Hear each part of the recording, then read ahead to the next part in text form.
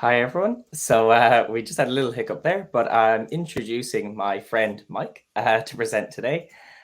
Mike has over 20 years of experience talking on this specific area of organizational risk on this topic of a quantitative approach to measuring risk and prioritizing fixes. Without any further ado, look, Mike, take the stage and introduce yourself. Thank you very much, Nigel, for the introduction. Is it possible that we change to the screen on the presentation? Yeah, if this works better. Oh, no, it's the other presentation, I guess. Which other presentation, sorry? Which was, oh, sorry, yeah, this one, yeah. Thank you. So my animation worked better. So yeah, that's because I'm a risk manager. I always have a plan B. So I shared both the presentation and the screen, which leads to this confusion. So sorry for that. Yeah, as I said, I'm a risk expert and not an IT security expert. But this talk is about IT security and how to use risk management. Talking about risk, about 20 years ago, I founded a company, a software company. And back then, we developed a software for newspaper production. The company name is Mobile Systems, and it's still in business. And we are still creating these software systems. The special thing about newspaper is if there's only a short downtime of a few minutes can lead to high costs, high damage, because logistic chains are disrupted and products are not delivered, and advertisers would demand refunds or free reprints and so on. So every time the software is down, high damage can happen. And this early experience taught me the importance of thinking through event change and the costs of not having a contingency plan. This, of course, made me a better system designer and also a better system architect, but it also trained me to see the chances in high financial risks and also communicate risk through,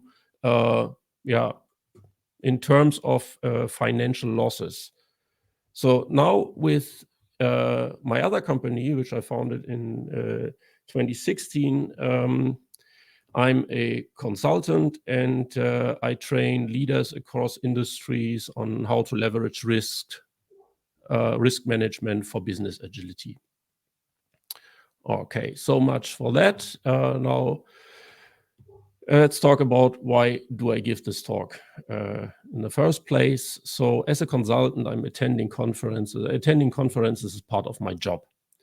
And as a software developer interested in risk management, I very frequently attend IT security talks. And I observed that one question is raised at the end of the talk when the audience learned about the multitude of vulnerabilities and threats and exploits and whatever can harm the smooth operation of software and can harm the protection of data. One frequent question is how to decide what to fix first, because it's so many things that can go wrong.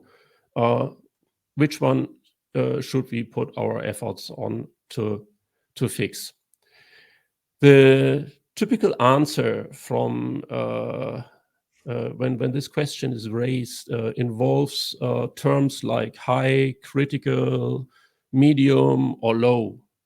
And these qualitative terms are based on the CVSS score, which you probably know, but I explain it a little bit later. But the action, then when it comes to the actions, what should we do with critical and high? Should they be fixed immediately? Would be best, of course, but who should do that? And the medium severity, should they be fixed as soon as possible, and low whenever there's time. Okay, those of you who are in software development and know the pressure of software development, creating new feature and so on, know that if the advice is whenever there is time, it means it will never happen. The same is with as soon as possible. Immediately, well, maybe in the next few months. So we have kind of ambiguous advice here to do some action.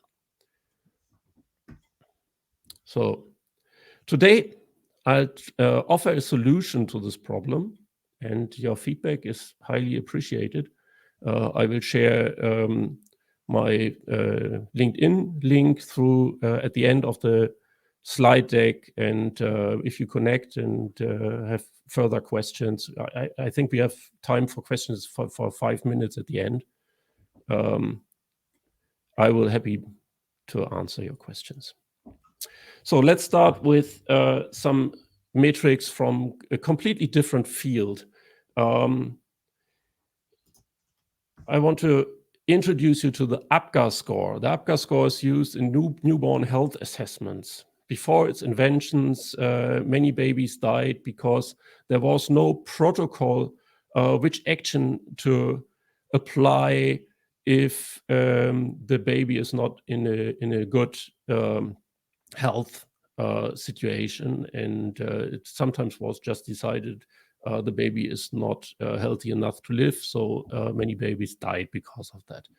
After introducing the APGAR score, which consists of 5 different attributes, it's the activity, the pulse, the grimace, the appearance, and respiration activity of the baby, the situation changed drastically.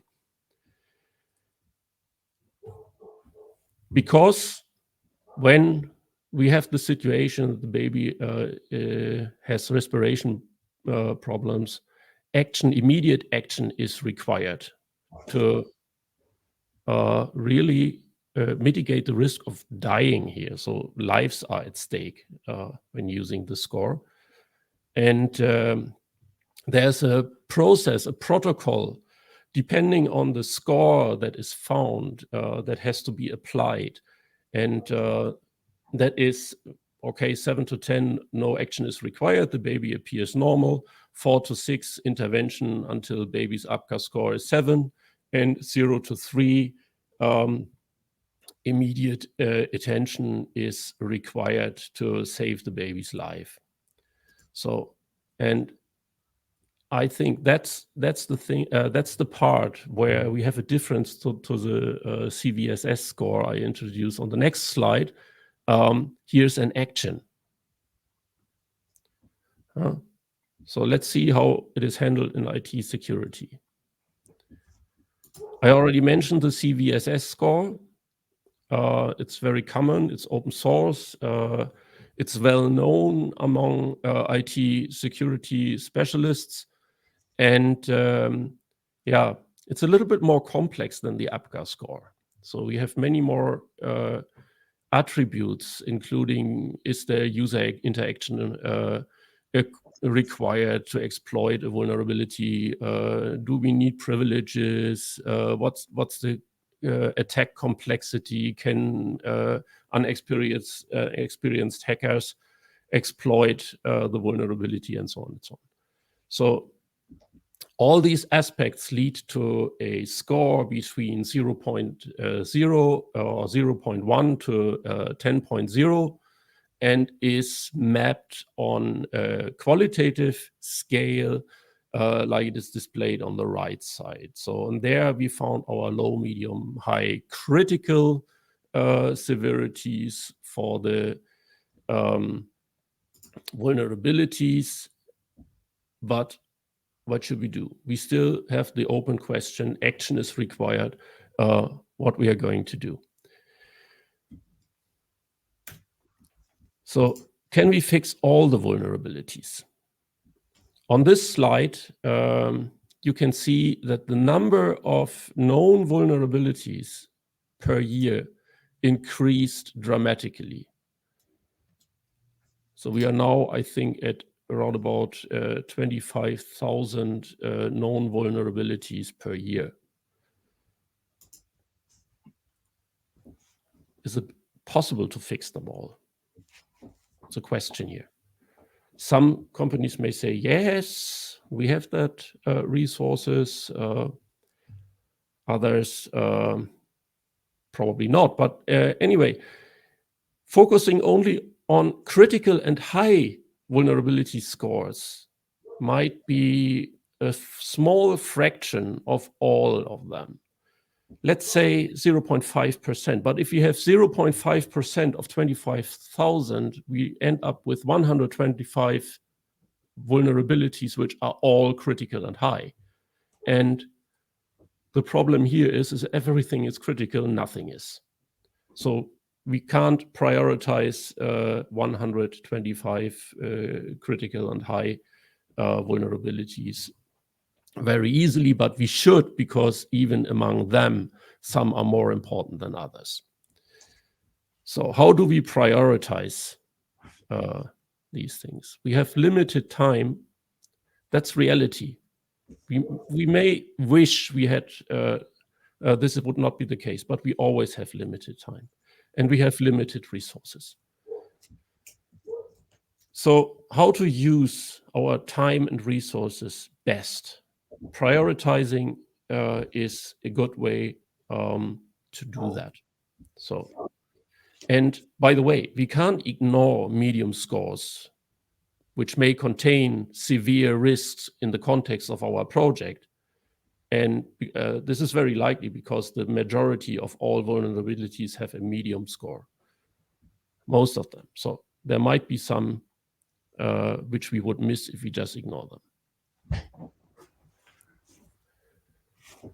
Prioritization is not the only thing we need to care about, because lists of prioritized vulnerabilities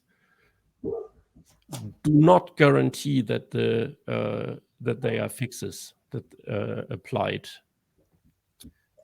Risk managers sometimes report that they create all this information for the development department and pass it to the development department, and nothing happens. They are just ignored, which is the worst case. But the excuse always is we need to create new features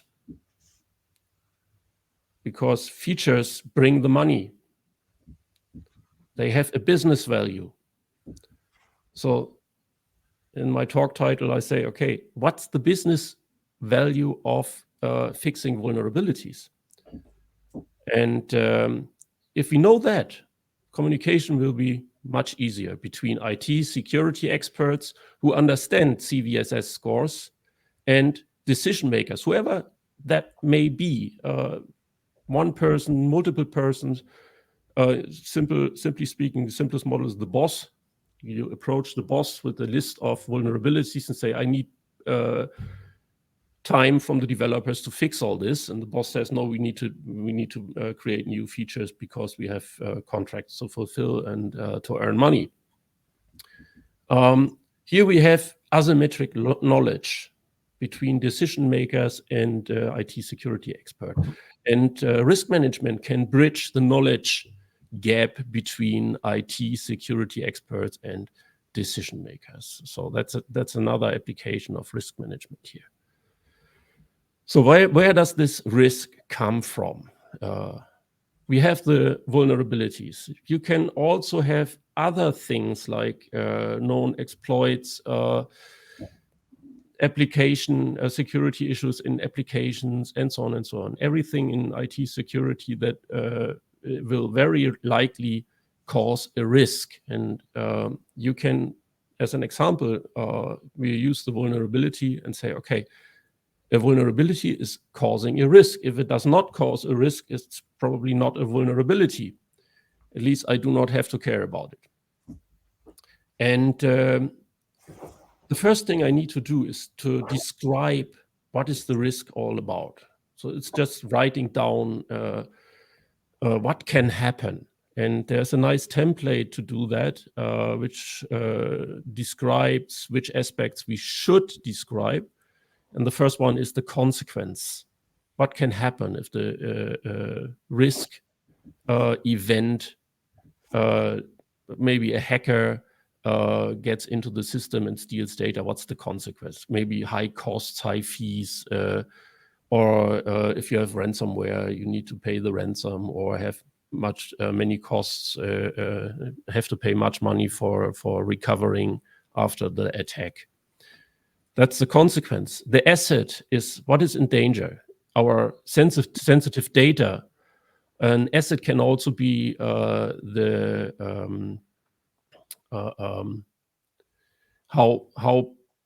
the company or the organization is seen by the users. So if they trust them, trust can also be an asset.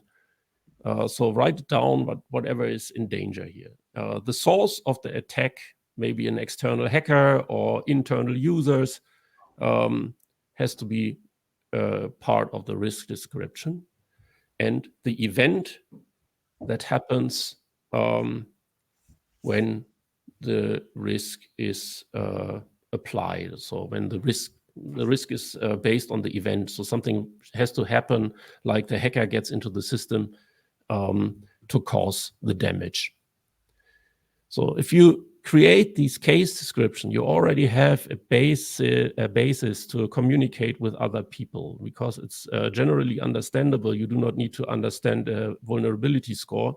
Everybody can understand a case description. So you can easily discuss the risk here.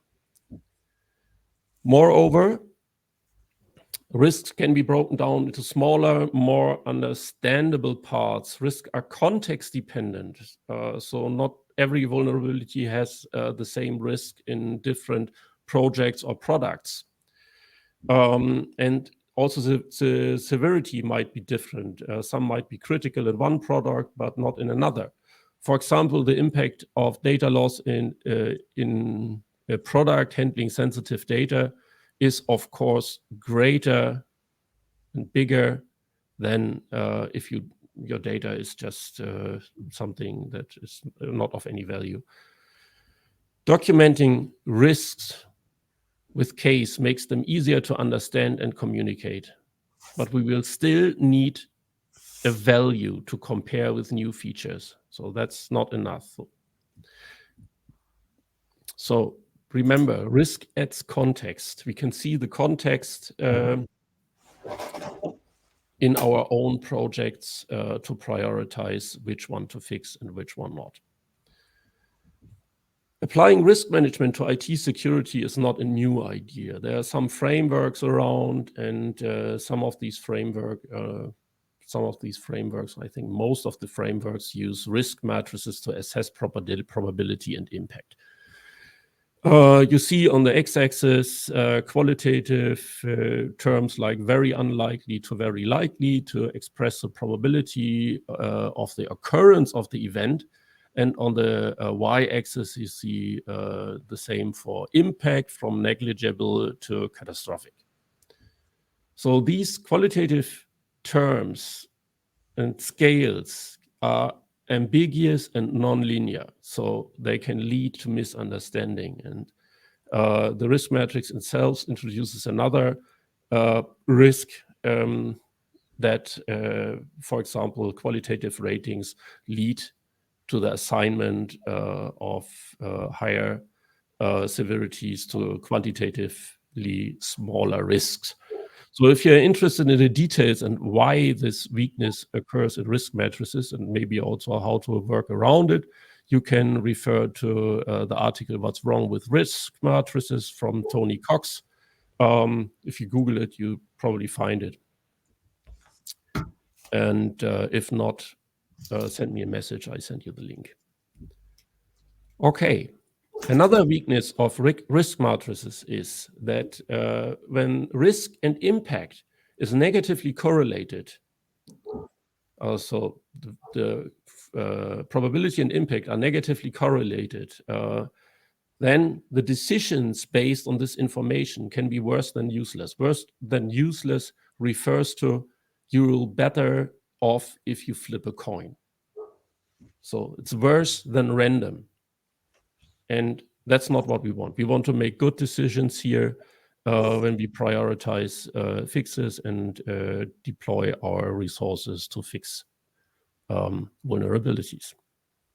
So for me, the most important part not to use risk matrices is that you need to discuss each and every risk separately. And the person you are communicating with needs to understand each and every risk.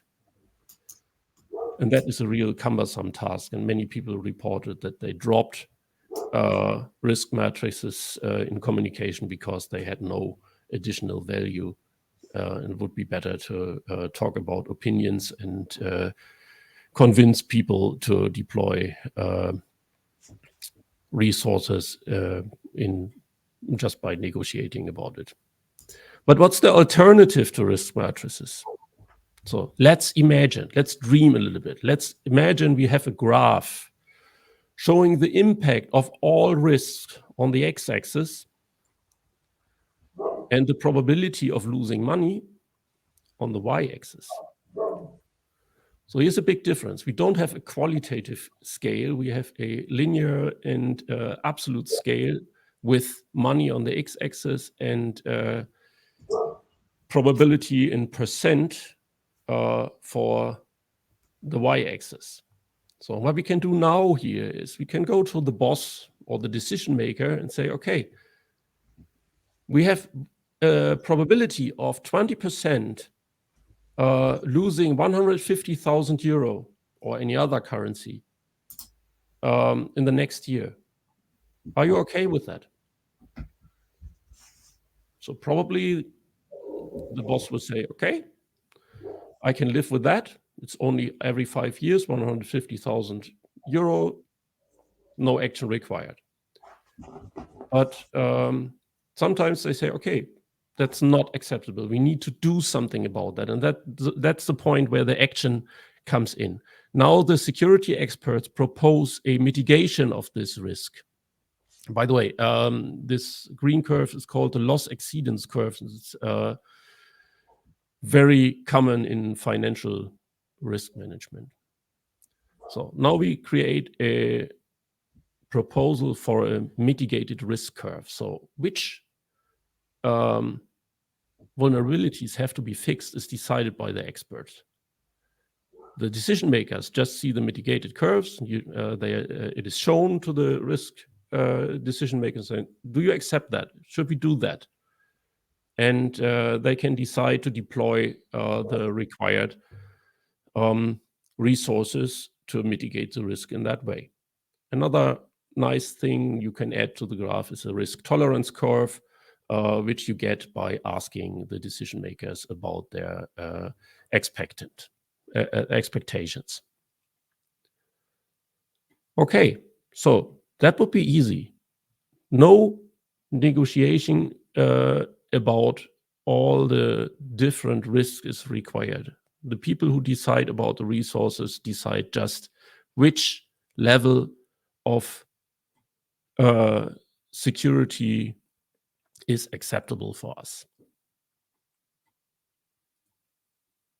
Use that one. So to create the graph, we need quantitative methods and assess probability and impact. Maybe you asked yourself already, so where do I get the data from that? Okay, let's have a closer look to how we approach probability and impact quantitatively. Probability can be estimated. The problem with estimating probability in percent is that many know the frequentist probability, which expresses the relative frequency of the occurrence of a specific event. For example, if you roll a fair die, the probability is 16% that each of the sides are shown. For estimating the probability of a specific event in the next year, this definition is misleading because people respond, we do not have enough data, we can't estimate the frequency here.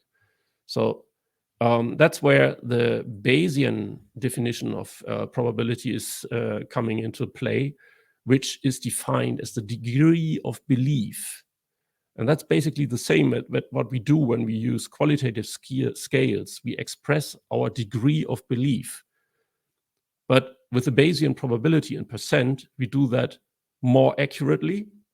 And we have numbers, and numbers are a great thing. You can calculate things with it. For example, create loss exceedance curves.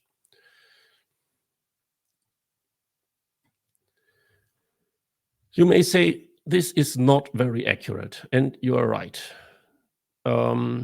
So it's not the end of the story.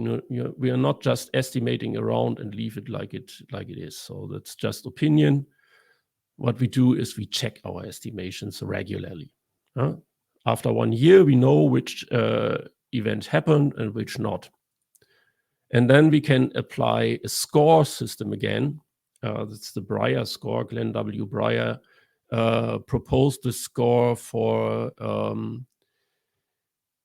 checking weather forecasts, the accuracy of weather forecasts. But we can apply it to our risk forecasts as well. And when we do so, P of t is the probability of our forecast, and t is if the event occurred or not. So 1, it happened, and 0, it did not happen. So that's pretty simple. We put it into the formula, and we get a score between 0 and 1, where 0 is very good, and 1 is the opposite. And if you're in the middle, 0.5 or something, you are in the maybe zone. And yeah, that's a little bit like when you ask something, what's the probability that it will rain? And say, oh, it's 50-50. Then you probably take your umbrella with you because you do not trust that you are the lucky person that has the 50% chance of sun. Okay, that's how we can do that. We can create this Breyer score continuously and see tendencies. So, and how you get better, that's a question which I do not answer in this talk, but there are techniques to improve forecasts very much by many different simple ideas. Okay, let's have a look at impact. We want to estimate the impact of a risk in terms of money. But that's not possible because we do not know an exact sum we can apply. It's just not possible. But what we can do is we can say, okay, when this happens, it will cost at least this amount of money. So we have a lower bound. And when we do it on the other side, it will not cost more than another amount of money. And then we have an upper bound. And if we are 90% confident that the real value is within this interval, then we have a 90% confidence interval. If we are not sure, if we do not trust our intuition about the 90% confidence here, we can check ourselves by asking ourselves, would we bet 1,000 euro of our own money that the real value is within the confidence interval, or would we like to bet on a fortune wheel where we have a 90% chance to win? If your gut is crying, take the wheel, then reconsider your estimations because you're probably wrong and you are not consistent with yourself. So that's a mental trick you can apply here. So a little bit more about the impact. We have this interval now, but we still don't know what will be the real value. That's because it's an uncertain value, an uncertain number we are dealing with here, a random number. And random numbers or uncertain numbers can be easily graphically displayed as a histogram of probability distributions. This one is the normal distribution. And if you don't know the real distribution of your impact, then you can just apply the normal distribution. It's a good guess. Another distribution that is for some risks much more realistic, when you have very low costs or low impact most of the time, but in rare cases, when you don't have luck, then it will become very, very expensive. So the impact is very, very high. Then you can use this distribution. That's the log normal distribution, and it's a so-called long tail distribution and may reflect the reality a little bit better. So why do we need that? Of course, we want to create our loss exceedance curve. So we need to find a little bit more data for it. So that's what these distributions are for. Now we have everything collected and we can write it down into a Excel sheet or whatever tool you want to use, a database, whatever. And some fields are the event on the left side, the probability of the event in the next year, our estimations for lower bound and upper bound. So this data we can use to apply a Monte Carlo simulation. Monte Carlo simulation, when we heard of it, comes from physics, was invented during the Manhattan Project because statistical methods were too cumbersome to apply to very, very complex situations in this project. And for us, it's just, okay, for the normal people, statistical mathematics is cumbersome in all projects. That's why we just try. And we can do that because we have computers. And computers are great calculators. They are really great in calculating things. They're not only typewriters. And we can use that without any special software. We can use Excel directly and Jupyter Notebook. So sometimes I need an expensive tool to do Monte Carlo simulation. You don't need that. You can do this with Excel or with Python with no additional cost. And you can run 100,000 and more experiments per second. That's great, isn't it? So let's put things together. How do we calculate this stuff? We have the confidence interval. We apply a distribution to the confidence interval and use, for example, Python with the formula np.random normal average sigma, and can draw a value for the impact here. And we have the probability of the event. Will it happen in the next year? Here's the formula in Excel. If random, read it yourself. And it can be 1 or 0. And this is multiplied with the impact. If the event does not happen, of course, the impact is 0.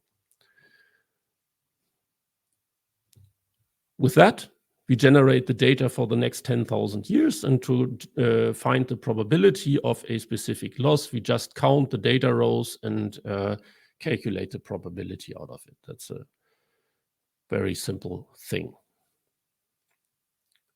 Okay, now we have the curve. Now we have all the steps in place.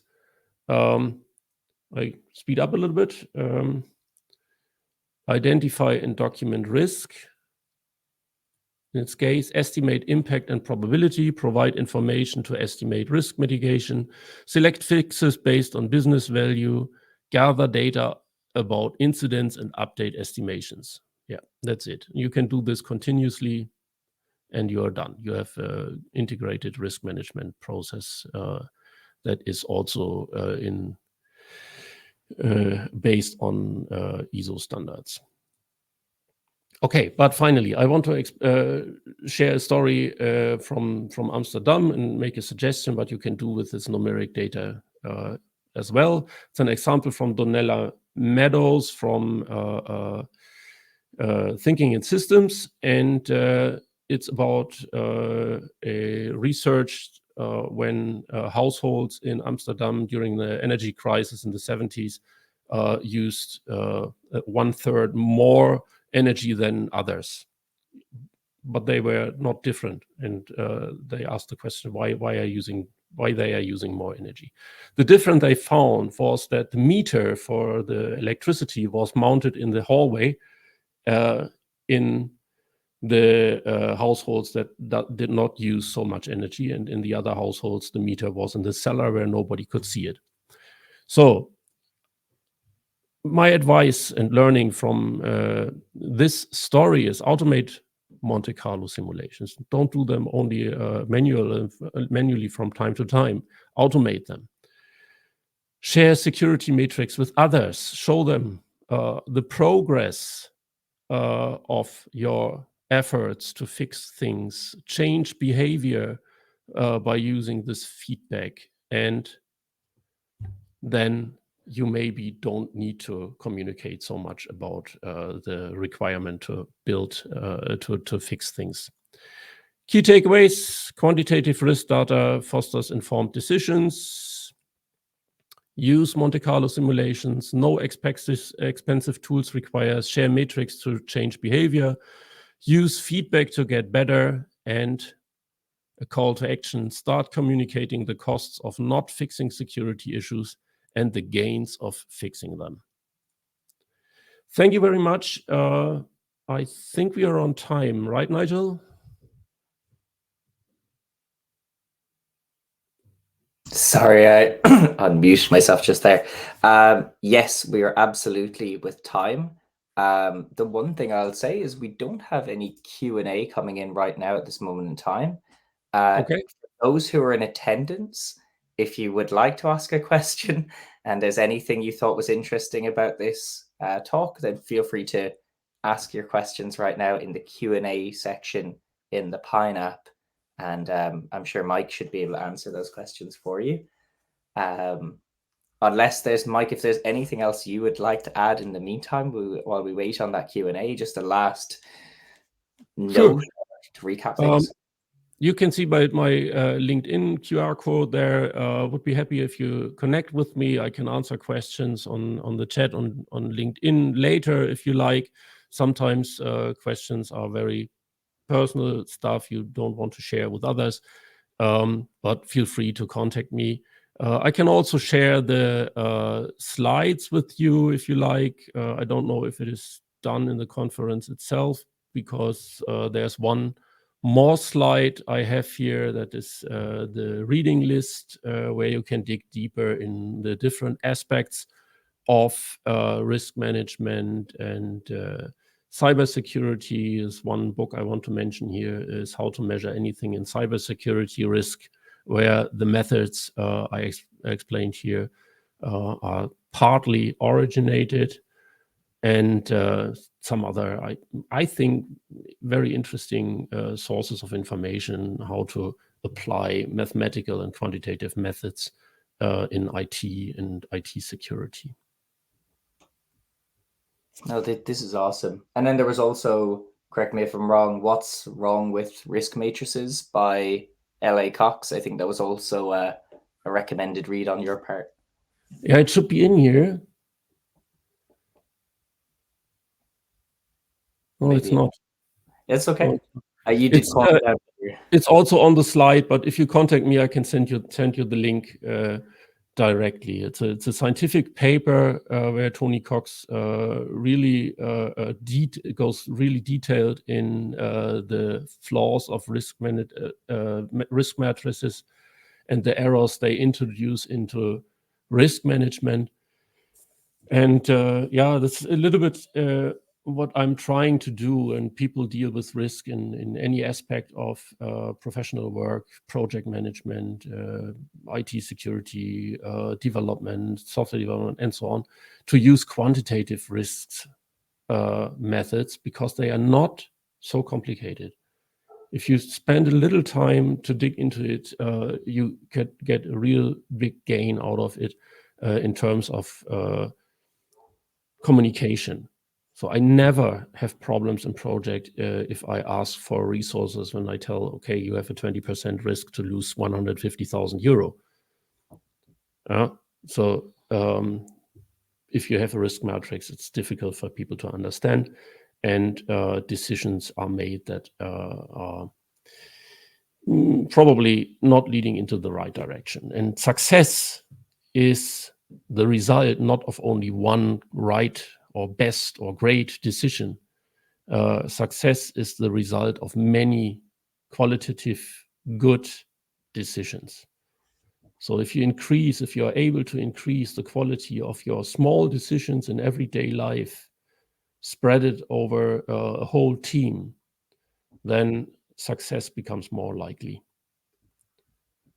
And just one question, this is actually from myself, but when we're talking qualitative is based purely on the data, and as you say, there's sometimes ambiguity about what we're actually looking on, how accurate it is. So it's best for us to do something based on quantitative. You mentioned those Monte Carlo experiments, correct me if I'm saying them wrong. And you mentioned hundreds of thousands of tests you can perform in a short amount of time, and this can be done for free using Python or whatever. But for those attending today's session who are looking at it and saying, well, I've never written a Python script, is there any guidance on how they could start implementing these types of experiments in their organization with no heavy background in programming? Or is it just an answer of, no, you really need to get knowledge of these kind of languages and frameworks in order to perform these experiments? Okay, if you want to write Python scripts, you need to learn to write Python. There's no way around that. But some people are very familiar with Excel. They can work great with Excel, and Excel has a feature that's called the data table. And the data table, together with a random function, can be used to do Monte Carlo simulations in Excel without writing any macro. I think that's a good way here. There are also many tools around that enhance Excel. Look for open source tools or some tools that are free of charge. They are also around and they can do the job. It's also much easier.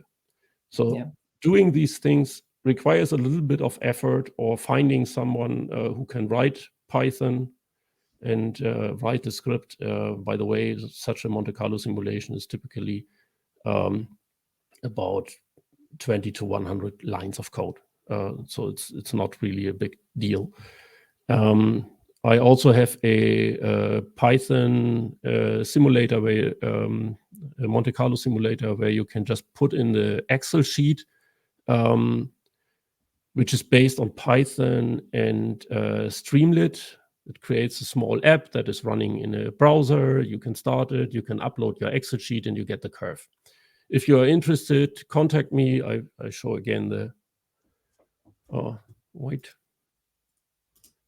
QR code. Contact me, tell me, I will send you the code for that, so you have an example how to do it. Yeah, no, look, all of this is fantastic. I know we're just coming up to the last minute now.